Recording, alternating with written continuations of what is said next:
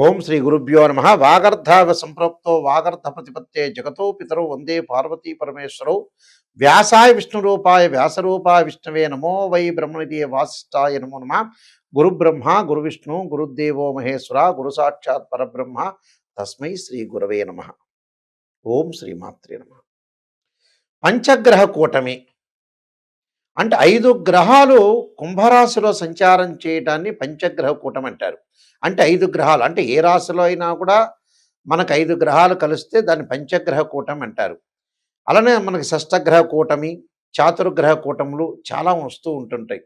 అయితే ఇప్పుడు ప్రజెంట్ ఫిబ్రవరి 24వ తారీఖు నుంచి మార్చి 1వ తారీఖు వరకు కూడా రవి, బుధ, శుక్రుడు, కుజుడు, రాహు గ్రహాలు కలయిక వల్ల కుంభరాశిలో సంచారం చేయటం వల్ల పంచగ్రహ కూటమి అనేది ఏర్పడింది.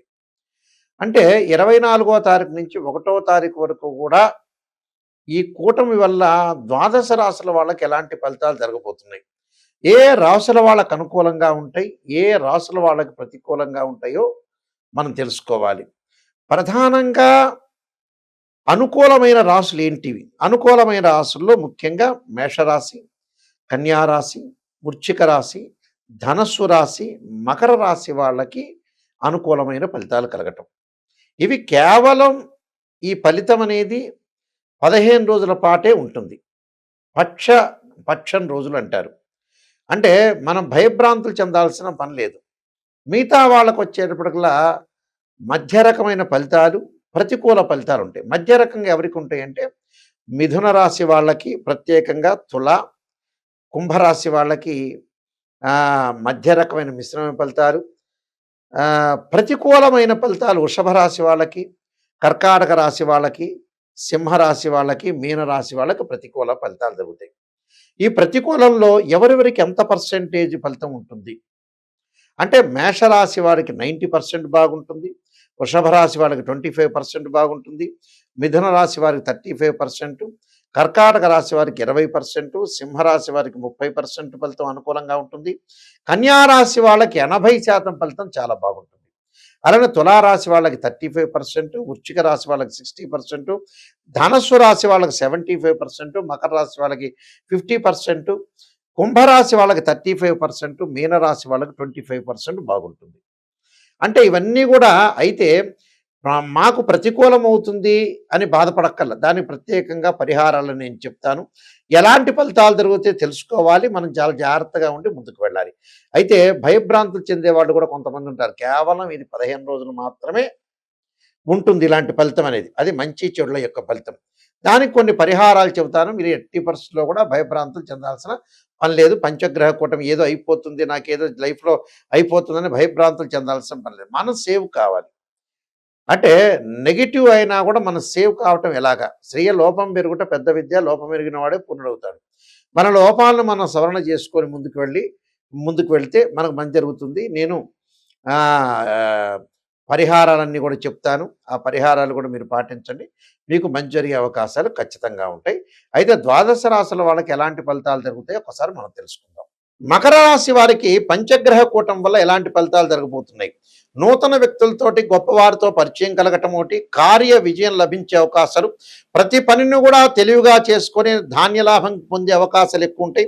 క్రయ విక్రయాలు బాగా ఎక్కువ ఉంటాయి. అంటే ఎగుమతులు దిగుమతులు, ఎక్స్పోర్ట్ అండ్ ఇంపోర్టెడ్ వ్యాపారం చేసే వాళ్ళకి చాలా బాగుంటుంది. మిత్రులతోటి వీళ్ళే ఆధిక్యంగా ఉంటారు. అనే శుభవార్తలు, అనుకూలమైన ప్రయాణాలు, భార్యా పిల్లల మూలకంగా సుఖాలు పొందే అవకాశాలు, శత్రుజయము, సంగీత సాహిత్యాల్లో ఉన్న వాళ్ళకు కూడా అనుకూలంగా ఉంటాం, సభల్లో వెళ్ళే అవకాశాలు. కానీ ఆరోగ్యపరంగా మటుకు కొద్దిగా జాగ్రత్తగా తీసుకుంటాం చాలా ఇంపార్టెంట్. ఆరోగ్యపరంగా అంటే తలనొప్పి, నేత్ర సంబంధమైన వ్యాధులు, స్కిన్ ఎలర్జీ, చెడు స్నేహితుల వల్ల కూడా చాలా జాగ్రత్తగా ఉండాలి. ఎవరు మంచి ఎవరు అనేది తెలుసుకోవాలి. అలా నేత్ర సంబంధమైన వ్యాధులతో పాటు గొంతు సంబంధమైనవి అంటే థ్రోట్ ఇన్ఫెక్షన్ విషయంలో జాగ్రత్త ఉండాలి. కుటుంబంలో అన్నదమ్ముల మూలకంగా కొంత అవస్థలు పడే అవకాశాలు ఎక్కువ ఉంటాయి. అంటే బ్రదర్స్ అండ్ సిస్టర్ ద్వారా కొద్దిగా డిస్ప్యూట్స్ జరిగే అవకాశాలు ఎక్కువ ఉంటాయి. చూడరాని దృశ్యాలు చూడటము, వినరాని మాటలు వినే అవకాశాలు, విదేశీ ప్రయాణాలు, పుణ్యక్షేత్రాలకు తిరిగే అవకాశాలు ఎక్కువ ఉంటాయి. సుఖశాంతులు కలిగే అవకాశాలు ఎక్కువ ఉంటాయి. బంధు దైవ పుణ్యక్షేత్రాల యొక్క దర్శనాలు కలిగే అవకాశాలు కూడా ఖచ్చితంగా ఉంటాయి. అంటే సుఖశాంతులు కలగటం ఒకటి, బంధువు దైవ పుణ్యక్షేత్రాల దర్శనాలు జరిగే అవకాశాలు ఎక్కువ ఉంటాయి. ఈ మకర రాశి వాళ్ళకి 50% బాగుంటుంది. నేను కొన్ని పరిహారాలు చెప్పబోతున్నా, ఆ పరిహారాలు చేయండి, మీకు మంచి జరిగే అవకాశాలు ఖచ్చితంగా ఉంటాయి. ఈ పంచగ్రహ కూటం వల్ల భయభ్రాంతులు చెందాల్సిన పని లేదు. మంచి చెడుల యొక్క మిశ్రమం జరుగుతున్నప్పుడు మనం భయభ్రాంతులు చెందాల్సిన పని లేదు. కొన్ని పరిహారాలు చక్కగా చేసుకోవచ్చు. మనం మరింత ఫలితాలు, ఇంకా మంచి రిజల్ట్స్ రావాలన్నా, చెడు ఫలితాలన్నా తొలగిపోవాలన్నా మనం రవికి, అంటే సూర్యగ్రహము, బుధగ్రహము, అంగారగ్రహము, శుక్రగ్రహము, రాహు యొక్క ఏదైతే విశేషంగా మనం దాని యొక్క పరిహారాలు చేసుకుంటే మనకు మంచి జరిగే అవకాశాలు ఖచ్చితంగా ఉంటాయి. దానిలో సూర్యుడి యొక్క ఆరాధన అనేది చాలా శ్రేష్టమైంది. సూర్యుడి యొక్క ఆరాధనలో సూర్యగ్రహం మనకి ఇంకా బాగుండాలన్నా, ఇంకా మంచి చేయాలన్నా కూడా చెడు ఫలితం రాకుండా ఉండటానికి సూర్యుడి యొక్క ఆరాధన చేయాలంటే ఖచ్చితంగా సూర్యగాయత్రి మంత్రం అనేది ఒకటి ఉంటుంది. అంటే ఆదివారం సూర్యగాయత్రి మంత్రం చదువుకోవాలి. ఈ 15 రోజుల పాటు కూడా 1వ తారీఖు వరకు పంచగ్రహ కూటం ఉన్న ఇంకో పైన కూడా ఇంకొక వారం పాటు ప్రతిరోజు కూడా సూర్యుడి యొక్క మంత్రము, అంగారకుడి యొక్క మంత్రము, శుక్రుడి యొక్క మంత్రము, బుధగ్రహ మంత్రం, రాహుగ్రహ మంత్రం చదువుకుంటే చాలు. అవి ఎన్నిసార్లు? ఒక 5 సార్లు చదువుకున్నా సరిపోతుంది. వాళ్ళు ఉదయం పూట కుదరని వాళ్ళు సాయంత్రం పూట చదువుకోవచ్చు.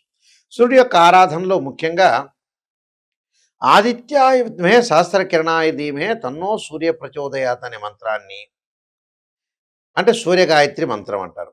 అంగారకుడి యొక్క ప్రభావం ఉందంటే అంగారకాయ విద్మహే శక్తి హస్తాయ ధీమహే తన్నో భౌమ ప్రచోదయాత్ అనే మంత్రాన్ని, అలానే బుధుడు బాగలేదంటే నారాయణాయ విద్మహే వాసుదేవాయ ధీమహే తన్నో విష్ణు ప్రచోదయాత్ అనే మంత్రాన్ని, బుధగ్రహం బాగలేని వాళ్ళు, కొద్దిగా వ్యాపారపరంగా అనుకూలంగా ఉండాలనుకునే వ్యక్తులందరూ కూడా బుధగ్రహం యొక్క అనుకూలత ఉంటే మనకు మంచి జరుగుతుంది. దాంతోపాటు ప్రత్యేకంగా రాహు అర్ధకాయ మహావీరం చంద్రాదిత్య విమర్ధనం సింహకాగర్భ సంభూతం తం రాహుం ప్రణమామ్యం అనే మంత్రాన్ని చక్కగా చదువుకోవచ్చు. అలానే శుక్రుడి యొక్క దోషం పోవాలి, శుక్రుడు అనుకూలంగా ఉండాలి అని అంటే ఖచ్చితంగా ఓం శుక్రాయ నమః అనే మంత్రం కానీ, మహాకాళి, మహాలక్ష్మి, మహాసరస్వతి మంత్రాన్ని చదువుకోవటం కూడా చాలా మంచిది.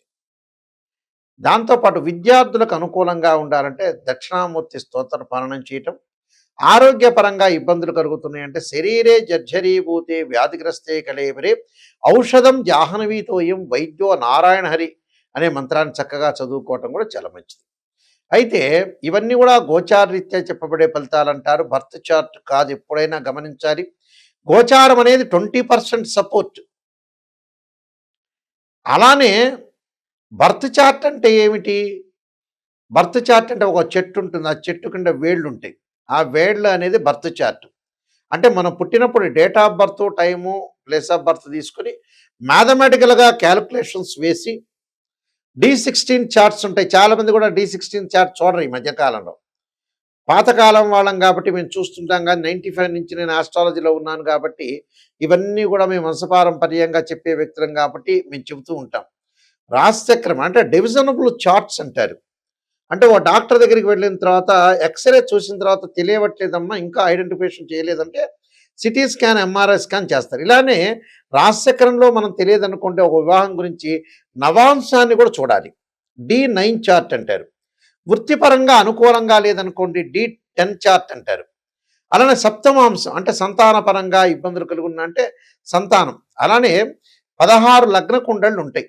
అంటే దశమాంశము, ద్వాదశాంశము, త్రింశాంశము, ఖవేదాంశము, అక్షవేదాంశం ఉంటుంది, షష్టాంశం అని. ఇలాంటి లగ్న కుండలన్నీ ద్రేకాళం దగ్గర నుంచి అన్ని లగ్న కుండలని చూస్తే దానికి మ్యాచ్ చేయాలి. యాక్చువల్గా చాలామంది తెలియదు. ఒక వివాహాన్ని చూసేటప్పుడు కేవలం రాశిచక్రం చూస్తారు. వాస్తవంగా పురాతన పద్ధతిలో వైదిక ఆస్ట్రాలజీలో కానీ, కేపీ సిస్టంలో కానీ మేము అన్ని సిస్టమ్స్ చూస్తాం. కేపీ కానీ, పరాశర కానీ, వైదికం కానీ. ఈ వైదిక సిస్టంలో కానీ ఎక్కడైనా సరే కేపీ సిస్టంలో సబ్ లార్డ్స్ ఉంటాయి, సబ్ లార్డు అని ఉంటాయి. అయితే ఇక్కడ వైదిక ఆస్ట్రాలజీలో ఒక వివాహాన్ని మనం నిర్ణయం చేయాలంటే రాశిచక్రము, భావచక్రము, నవాంశం ఇంపార్టెంట్. ఒక వృత్తిపరంగా మనం చూడాలంటే రాశిచక్రము, భావచక్రము, దశమాంశం ఇంపార్టెంట్. ఇలాంటి క్యాల్కులేషన్స్ ఉండాలి. అంటే తనుభావము, ధనభావము, తృతీయ భావం సోదర భావము, చతుర్థ భావం తల్లి వాహనాలకి, పంచమ భావం సంతానానికి, షష్టమ భాగం రోగాలు రుణాలు క్రెడిట్ సంబంధించిన భావం, సప్తమ భావం వివాహ భావము, అలానే అష్టమం ఆయుష్ భావము, అలానే భాగ్యస్థానము 9వ భావం అంటారు, 10వ భావం వృత్తికి సంబంధించింది, అలానే 11 లాభభావం, అలానే ద్వాదశ భావం ప్రేమలు ఎక్స్పెండిచర్స్ ఇవన్నీ తెలిసేది 12th హౌస్ అంటారు. దీనికి భావాధిపతులు ఉంటారు, రాశ్యాధిపతులు వేరు, అక్కడుండే గ్రహము వేరు. అందువల్ల 3 రకాలని మనం క్యాలిక్యులేషన్ చేయాలి, D16 చార్ట్ చేయాలి, ఏ లగ్నాల వాళ్ళకి ఏ దశలు కలిసి వస్తాయి కూడా చూడాలి. ఇవన్నీ చూడకుండా ఏదో చిన్నగా చూసిన తర్వాత ఎవరినో చిన్న చిన్న వాళ్ళని మీరు అప్రోచ్ అయ్యి, ఎప్పుడైనా గమనించండి ఆస్ట్రాలజీ పరంగా ఏంటంటే ఫుల్ ఫ్లెడ్జ్డ్ నాలెడ్జ్ అనేది ఉండాలి. అతను చిన్న వ్యక్తా, పెద్ద వ్యక్తా, లేకపోతే ముసలితనం వచ్చిందా, ఇలాంటివన్నీ చూడొద్దండి. ఎందుకంటే యాక్చువల్గా ఏంటంటే ఇప్పుడిప్పుడు మాకు తెలిసినంత ఆస్ట్రాలజర్ కొంతమంది 4-5 సంవత్సరాల్లో కొంతమంది ఏజ్డ్ పర్సన్స్ వాళ్ళు కూడా వచ్చున్నారు. కొంతమంది వాళ్ళు ఏదో చాలా కాలం నుంచి దీర్ఘకాలం నుంచి ఉంటున్నారు అనుకోవద్దండి. ఎవరు నిజమైన వాళ్ళు, ఎవరు క్వాలిటీ ఉన్నారు, ఎవరు బాగా చెప్పగలుగుతారు, ఎవరు సమర్థులు అనేది మీరు తెలుసుకోండి. చాలామంది కూడా నా దగ్గరికి వచ్చేవాళ్ళు పాపం చాలామంది కూడా వాళ్ళు కరెక్ట్ చెప్పట్లేదు గురువుగారండి, ఏదో పొగిడేశారని. పొగట్టం కాదు, నెగిటివ్ ఫస్ట్ తెలుసుకోండి. ఏ ఆస్ట్రాలజర్ దగ్గరికి వెళ్ళినా కూడా నెగిటివ్ తెలుసుకోండి. శ్రేయ లోపం పెరుగుట పెద్ద విద్య, లోపం ఎరిగిన వాడే పూర్ణుడవుతాడు. మనం నెగిటివ్ తెలుసుకొని ముందుకు వెళ్తేనే మనం పాజిటివ్ అయ్యే అవకాశం ఉంది. దానికి కొన్ని పరిహారాలు చేసుకోవచ్చు, ముందుకు వెళ్ళొచ్చు. అలానే www.nayakanti.com, www.nayakanti.com, .in అని 2 ఉంటాయి. అంటే nayakanti.com, nayakanti.in మా వెబ్సైట్ చూడొచ్చు. నేను నెంబర్ ఆఫ్ బుక్స్ రాశాను. అందులో కాలసర్పయోగము, కాలసర్పయోగ చంద్రిక, రాహుకేతులు, ఛాయాగ్రహాలు, పుత్ర గణపతి వ్రతము, సర్వదేవతా గోత్రల పరులు పార్ట్ 1, పార్ట్ 2, స్వప్నశాస్త్ర ఫలదీపిక, అలానే జాతక చంద్రిక, వాహ మార్తాండము, బృహత్ పరిహార సింధు లాంటి నెంబర్ ఆఫ్ ఆస్ట్రాలజీలో ప్రొడక్షన్ ఆఫ్ ఆస్ట్రాలజీ లాంటి బుక్స్ అన్ని రాశాను. మేము వంశపారంపర్యంగా చెప్తున్న వ్యక్తులం. మా ఫాదర్ కూడా ఒక ఇంటర్నేషనల్ ఆస్ట్రాలజీ మెంబరు ఒకప్పుడు. అయితే ఇవన్నీ తెలుసుకోండి, తెలుసుకొని వాళ్ళ యొక్క హిస్టరీ తెలుసుకోండి, వాళ్ళ క్వాలిఫికేషన్ తెలుసుకోండి, వాళ్ళు ఎంత సమర్థులు, సమర్థవంతంగా చెప్పగలుగుతారు అనేది మీకు అవగాహన రావాలి. ఎప్పుడు కూడా గోచారం కంటే బర్త్ చార్ట్ చాలా మోస్ట్ ఇంపార్టెంట్. వాళ్ళకి సబ్జెక్ట్ ఉందా లేదా తెలుసుకోండి.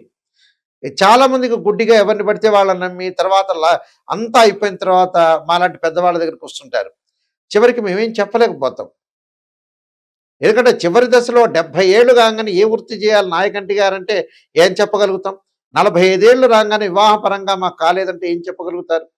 అందువల్ల మన నిజం అనేది మన చేతుల్లోనే ఉంటుంది. లైఫ్ అనేది 80% మన చేతుల్లోనే ఉంటుంది. మనమే మంచి చేసుకోవాలా, చెడు చేసుకోవాలా, మంచి ఆస్ట్రాలజర్ని అప్రోచ్ అయ్యి మీరు మంచి ఫలితాలు తెలుసుకోవాలి. మా దగ్గరికి ఎవరైనా సరే నా దగ్గరికి ఫోన్ చేయదలుచుకుంటే నిజాన్ని తెలుసుకునే వాళ్ళు మాత్రమే ఫోన్ చేయండి. అబద్ధం అయితే మీ డబ్బులు దండగా, మీరు పక్కన వాళ్ళకి ఇవ్వండి, మిమ్మల్ని పొగుడుతారు. ఈ విషయాలు నిజం తెలుసుకోండి. లైఫ్ అనేది నిజం తెలుసుకుంటేనే మంచిది. అసలు మనుషులు ఎందుకు చెడిపోతున్నారు తెలుసా అండి మీకు? లైఫ్లో నిజం తెలుసుకోలేకపోవటం, సరైన వాళ్ళని అప్రోచ్ కాలేకపోవటం, ఇలాంటివి జరుగుతున్నాయి. మా దగ్గరకు వచ్చే వాళ్ళందరూ కూడా మీరు వాయిస్ రికార్డింగ్ పెట్టుకోండి, క్లారిటీ తెలుసుకోండి. ఒకసారి నేను చెప్పింది గుర్తు లేకపోయినా రెండోసారి రిపీట్గా మీరు తెలుసుకోవచ్చు.